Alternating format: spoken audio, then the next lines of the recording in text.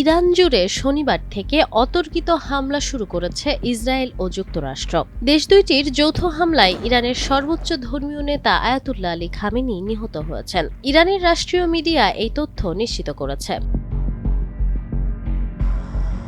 এক প্রতিবেদনে বলা হয়েছে, যৌথ এই হামলায় ইরানে অন্তত ৪০ জন শীর্ষ কর্মকর্তা নিহত হয়েছেন। খামেনির মৃত্যুতে দেশটির ইসলামী বিপ্লব গার্ড বাহিনী একটি বিবৃতি প্রকাশ করেছে। বিবৃতিতে আইআরজিসি ইরানের ইতিহাসে সবচেয়ে ধ্বংসাত্মক এবং আক্রমণাত্মক অভিযান শুরুর ঘোষণা দিয়েছে। আইআরজিসি বলেছে, কয়েক মুহূর্তের মধ্যেই এই আক্রমণ শুরু হবে। অধিকৃত অঞ্চল ও আমেরিকান সন্ত্রাসী ঘাঁটিগুলোকে লক্ষ্য করে এই আক্রমণ চালানো হবে।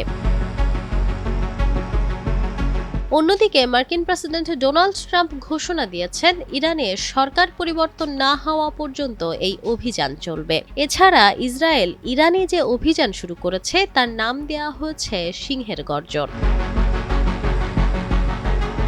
Nafisa Noyal, Times today.